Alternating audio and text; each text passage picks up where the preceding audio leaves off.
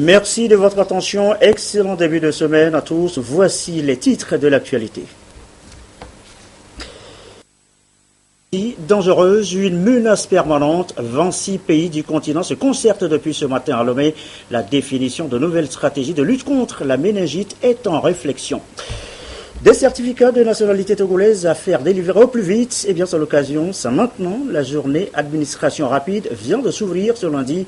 Entre 2000 et 4000 certificats seront établis d'ici au 9 décembre prochain.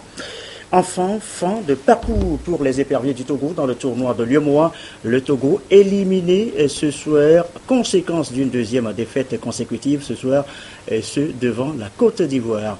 Voilà, madame, monsieur, le sommaire de cette édition. Bienvenue, voici le journal. Bientôt, l'harmattan chez nous au Togo, un temps de poussière. Attention à la méningite, la maladie reste une menace. Certains pays particulièrement exposés, ils sont 26 de la ceinture de la méningite.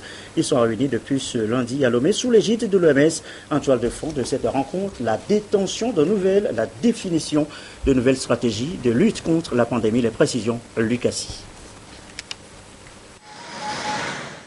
Le Togo a connu au premier semestre de cette année une épidémie à méningocoque W avec 1834 cas suspects enregistrés, dont 118 décès, ce qui a porté le nombre de cas suspects des pays de la ceinture méningétique en Afrique à 15 165, dont 1262 décès selon l'OMS. Causée par l'inflammation des méninges, la méningite attaque généralement les enfants et les jeunes adultes. Cette 13e réunion annuelle sur la surveillance, la préparation et la réponse aux épidémies de méningite en Afrique ambitionne de partager les expériences de la lutte contre cette maladie et de définir de nouvelles stratégies. On doit surveiller les maladies et on sait que chaque semaine, on doit pouvoir regarder toutes les données de surveillance à l'échelle du pays. Ensuite, c'est la prise en charge des malades. Lorsque les malades ne sont pas bien pris en charge, ils contaminent les autres et l'épidémie se déclare et se répand. Et ensuite, la troisième stratégie, c'est la vaccination. La vaccination pour prévenir la méningite, mais lorsque la maladie est installée, la vaccination réactive.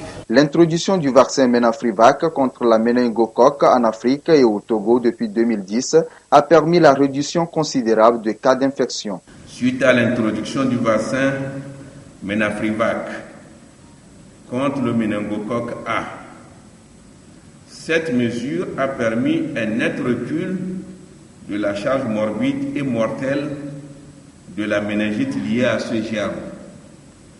Mais la spécificité de ce vaccin en limite la portée et incite les acteurs de santé que nous sommes à rester à la fois avisés, prudents et circonspects.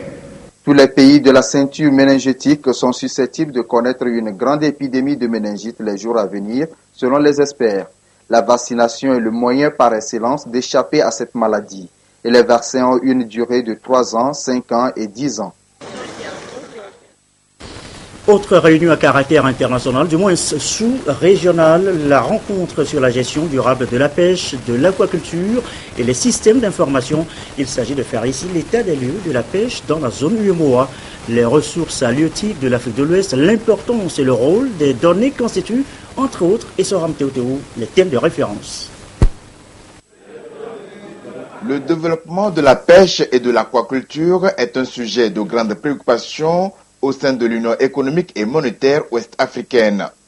Les statistiques sur les potentialités en ressources halieutiques divergent d'un pays à l'autre, d'où la nécessité pour les experts, chercheurs et acteurs institutionnels de la pêche de réfléchir aux défis qui se posent à ce secteur et à la complémentarité des actions à mettre en place. Pour faire une bonne pêche, il faut avoir des informations statistiques fiables.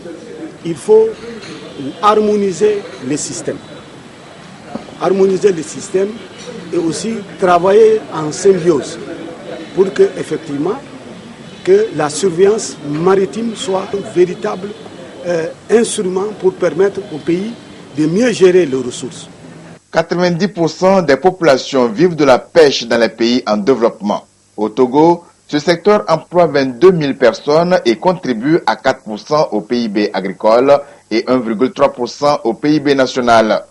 Malgré les efforts du gouvernement, La production ne satisfait que 30% des besoins nationaux, avec une production de près de 25 000 tonnes, dont 1 000 tonnes pour le système lagunaire et 3 000 tonnes pour la pêche continentale. Afin de garantir une gestion durable de la ressource et accroître les productions nationales, des investissements importants ont-ils été réalisés pour la gestion des pêcheries lagunaires d'eau douce à l'intérieur du pays, des pêcheries maritimes à la Seine de plage, la promotion de l'aquaculture d'eau douce.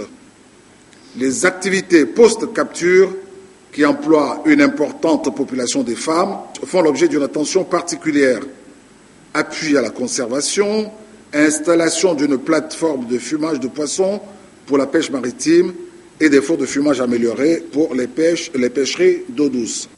C'est depuis 2001 que l'Union économique et monétaire ouest-africaine a mis en place plusieurs programmes, dont celui du développement de la pêche et de l'aquaculture, élaborés à partir de la politique agricole de l'Union.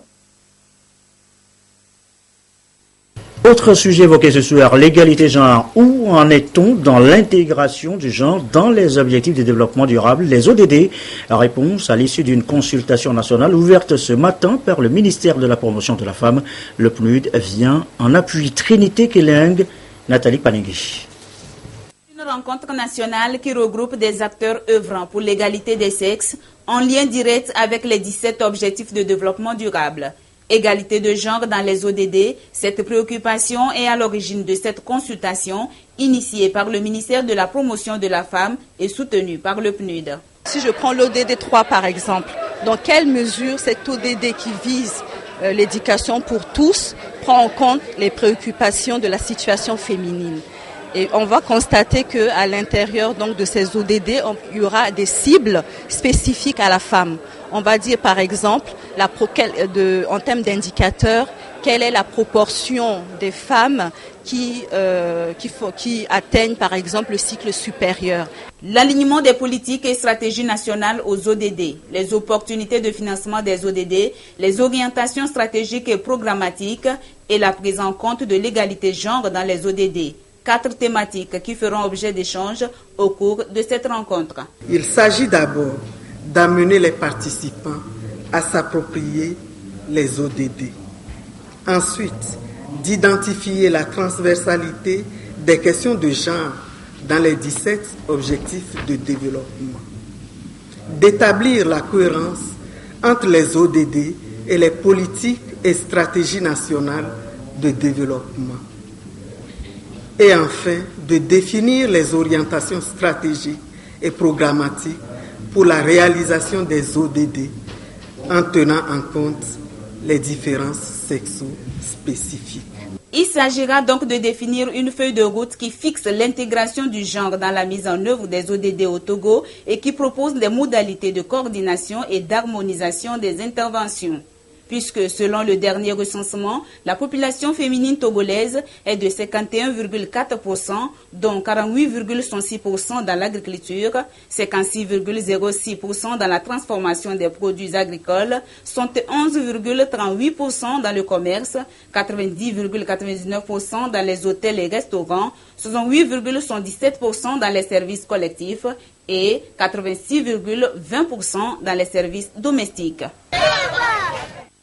Il est 20h09. Notre deuxième titre ce soir, le lancement ce lundi de la journée administration rapide.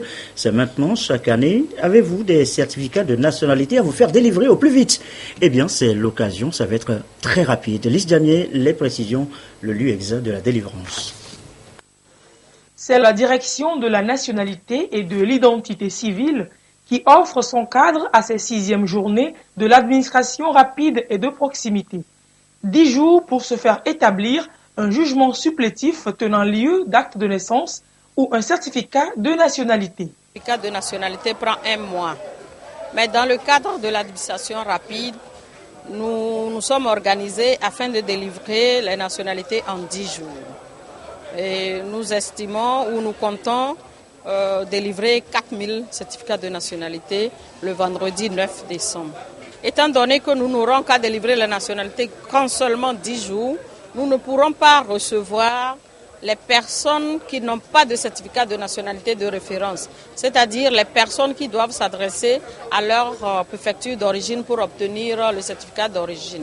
Au niveau du tribunal, ce sont les jugements supplétifs qui seront délivrés. Les jugements supplétifs, comme leur nom indique, viennent suppléer la carence de la déclaration de naissance que les parents n'ont pas pu faire à leurs enfants à leur naissance dans les 45 jours qui suivent, comme le précise la loi togolaise. C'est un souci d'amélioration du service public. L'initiative, appuyée par le PNUD, fait suite aux recommandations des États généraux de l'administration qui relevaient une lenteur dans les prestations aux populations. Ces journées de l'administration rapide réaffirment que l'établissement des documents d'identité est un droit pour tout citoyen. La nationalité donne droit à tous les droits qu'on peut reconnaître à un individu. Le droit à l'emploi pour les jeunes étudiants, le droit à l'inscription à l'université comme Togolais, avec tous les avantages auxquels cela donne droit, le droit à des postes électifs, le droit à l'obtention d'un passeport, d'une carte nationale d'identité pour faciliter les transactions et les voyages. Vous voyez que sans la nationalité, on est comme si on n'existait pas. Tout part, bien évidemment, de la déclaration de naissance. Après la sobre cérémonie de lancement officiel de ces journées, les demandeurs n'ont pas perdu une minute pour faire enregistrer leur dépôt. Une grande affluence qui illustre bien les attentes des populations à disposer de ces documents précieux. Voilà, reportage signé de Lys Djamien. Ils sont de plus en plus sollicités, leurs interventions de plus en plus fréquentes sur les lieux d'accidents, d'incendie. Les sapeurs-pompiers voient leur matériel d'opération renforcé. Pour l'occasion, un camion incendie, un important lot de matériel de sécurisme, dont des États-Unis remis et réceptionné ce matin par le ministre de la Sécurité. Le compte rendu de Medina Salavi.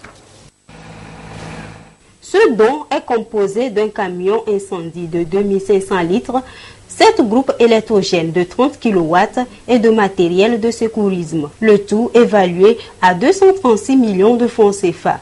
Un geste de l'ambassade des États-Unis d'Amérique pour aider les sapeurs-pompiers à lutter efficacement contre les incendies et répondre à d'autres situations d'urgence. Ce don de ce camion et un lot d'équipements qui viennent du département de la défense des États-Unis, ce sont les équipements excédents qu'on donne pour soutenir le travail des sapeurs-pompiers ici au Togo. Le ministre de la Sécurité a relevé l'importance de cet appui qui permettra d'équiper les postes de secours régionaux à l'heure où le corps des sapeurs-pompiers accroît sa couverture nationale. Ce matériel va renforcer les capacités opérationnelles du corps des sapeurs-pompiers. Et ce matériel va permettre également à l'État togolais d'équiper les centres de secours régionaux qui sont en voie d'achèvement à l'intérieur du pays.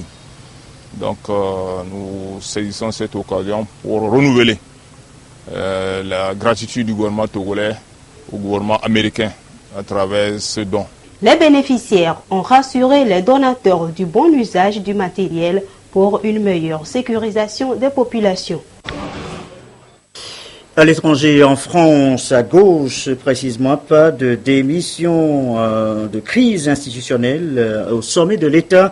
Manuel Valls, dans une confrontation avec François Hollande lors de la primaire de la gauche, eh bien, la hache de guerre a été enterrée, du moins provisoirement, lors d'un déjeuner. Regardons cela ensemble. Une crise inédite au sommet de l'État. Un Premier ministre envisage ouvertement une candidature contre son président. Voilà l'histoire secrète de cet affrontement qui a failli mal tourner. Un Premier ministre animé d'abord par un sentiment d'urgence selon l'un de ses proches. Manuel est comme un lion en cage, il veut cornériser François. En clair, tout faire pour l'empêcher de se présenter. Le Premier ministre fulmine. Il ne veut pas couler avec François Hollande. Voilà ce qu'il dit à l'un de ses conseillers, il y a quelques jours. Si le président de la République pense que j'irai coller des affiches pour lui, il se trompe. Un dénigrement du chef de l'État qui dure depuis plusieurs semaines, avec accumulation de petites phrases ambiguës. Il faut de la force. Il faut de la force. Le pays attend et demande de la force. Et moi, je suis prêt à mener le combat pour 2017, comme tous. Et les attaques des valsistes pleuvent. Voilà ce que dit l'un d'entre eux à propos de l'Élysée. Autour de Hollande, c'est devenu une secte. On dirait le temple solaire. Ils ne se rendent pas compte que plus personne ne veut de lui. Face aux salves d'attaque, François Hollande oppose son impassibilité. Quelques jours avant son départ à Madagascar, il recadre son Premier ministre au téléphone et lui dit sèchement qu'il ne renoncera pas à être candidat. Pour l'instant, rien n'est décidé. Mais j'ai plutôt envie d'y aller. François Hollande est pourtant littéralement assiégé par les 7 candidats qui se sont déjà déclarés à gauche. Une candidature de Manuel Valls parachèverait la division. Lors d'une réunion avec des conseillers, François Hollande évoque l'idée de se présenter hors primaire pour sortir de la confusion. Mais le scénario divise ses proches. Si on n'est pas fichu de gagner la primaire, c'est même pas la peine de se présenter devant les Français. Une certitude, François Hollande ne cède pas à la pression. Il refuse d'accélérer son calendrier, n'en déplaise à son Premier ministre, condamné une nouvelle fois à ronger son frein. Et voilà donc pour la gauche française. Autre image forte de l'actualité à l'international, une foule immense descendue aux hommages publics à Fidel Castro, hommage qui a commencé à Cuba, à La Havane. Ils sont venus par milliers. Sur l'emblématique place de la Révolution cubaine, une foule silencieuse, émue. C'est dur de venir ici. Pour moi comme pour tous ceux qui sont là. Fidel Castro, c'était un peu notre père à tous.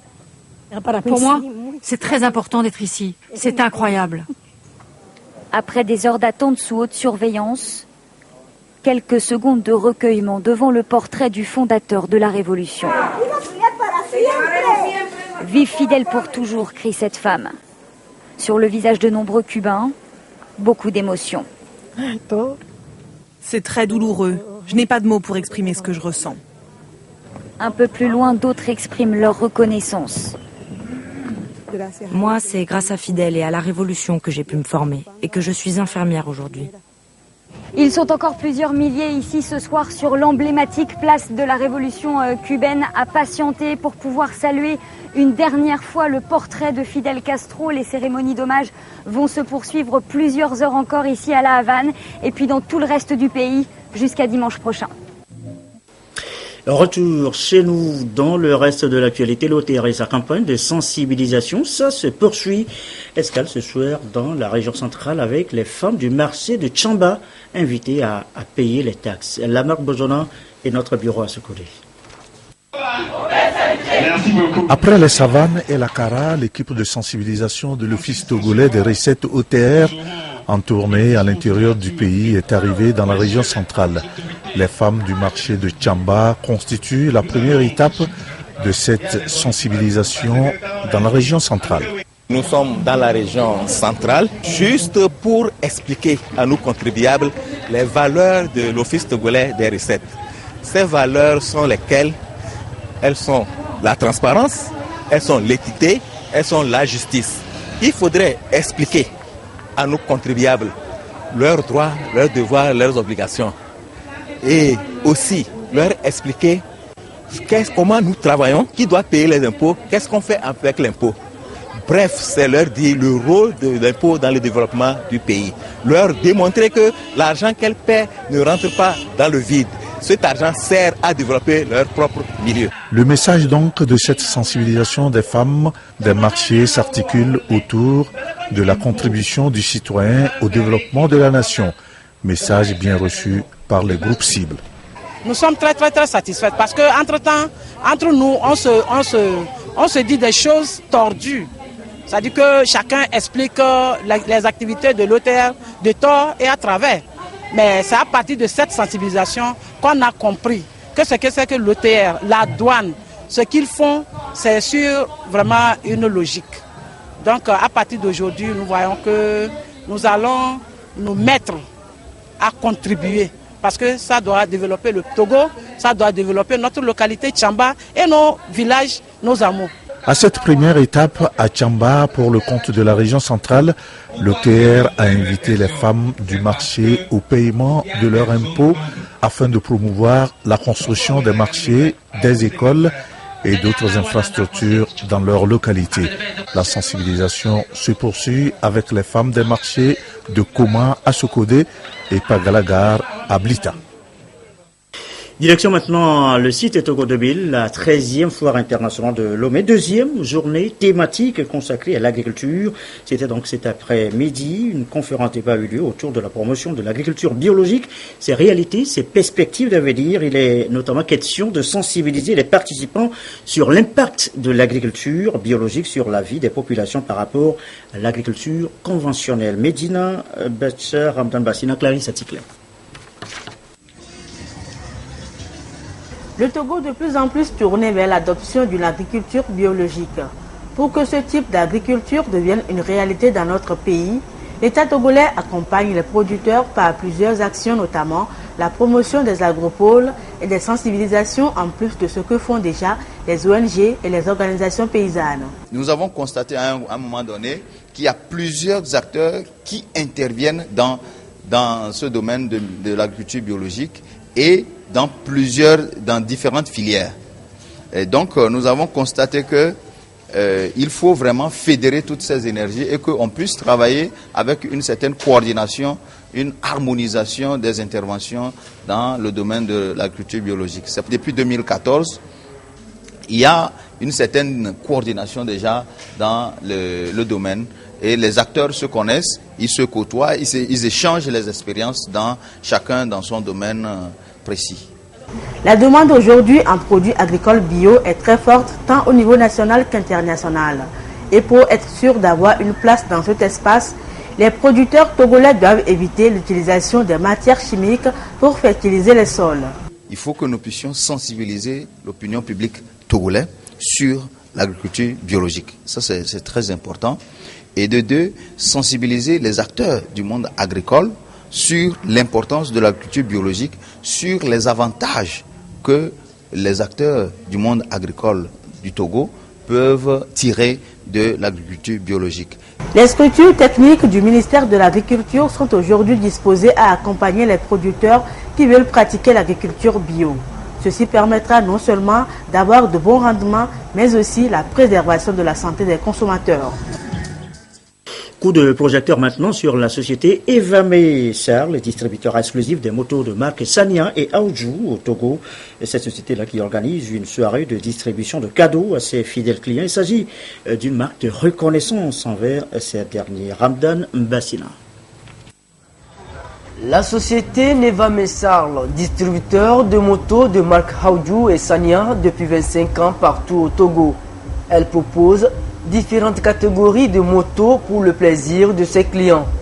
Des SY 150-26, SY 125-8, les tricycles, les accessoires, avec un service après-vente assuré.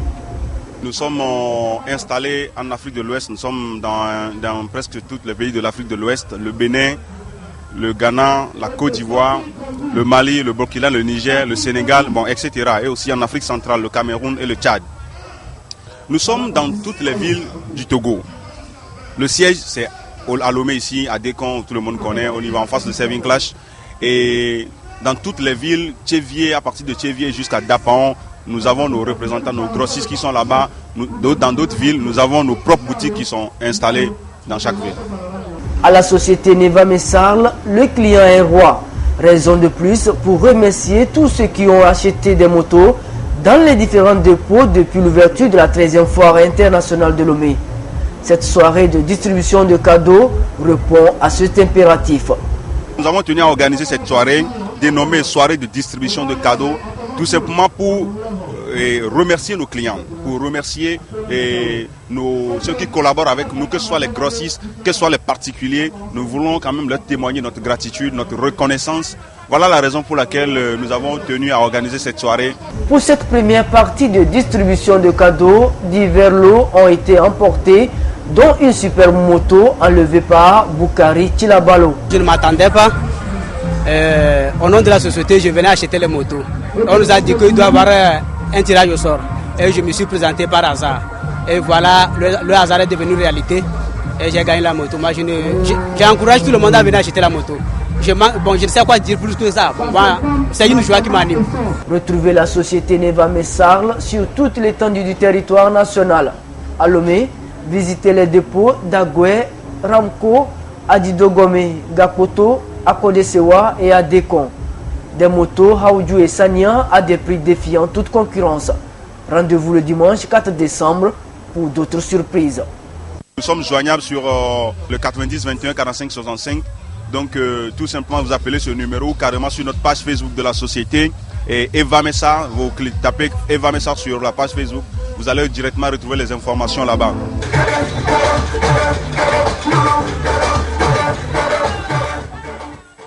Et voilà donc pour les clients de la société Eva. Mais quant à vous, opérateur économique client de Orabank, eh bien sachez que l'établissement vient de mettre à votre disposition un nouveau produit, le service TPE Mobile MPOS, c'est son nom. Il est donc dédié aux petits commerces PME, PMI. Le produit, le mode d'utilisation, les explications dans ce public reportage de Dodo Arrêt. Un nouveau produit pour séduire davantage sa clientèle.